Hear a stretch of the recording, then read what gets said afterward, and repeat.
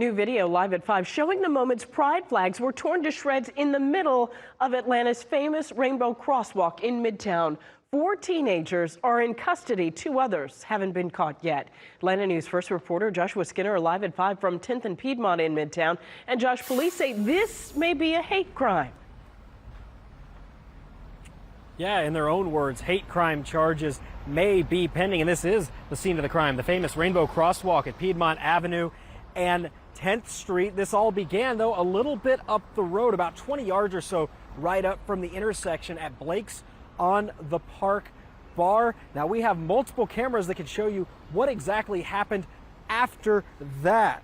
6 teens riding around the intersection in scooters, tearing up pride flags, posing for photos while doing so. They also stopped traffic at one point to yell at cars. Someone did call 911. Police were there within minutes.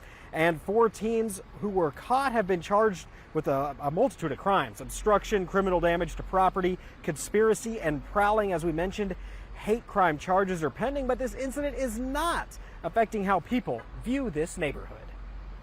People try to pull things down and make areas and places feel uncomfortable, but you should never let that affect you, because if you did, then, you know, life wouldn't evolve.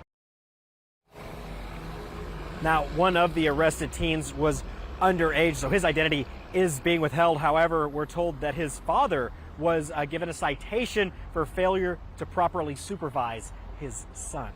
Reporting live at the Rainbow Crosswalk, Joshua Skinner, Atlanta News First.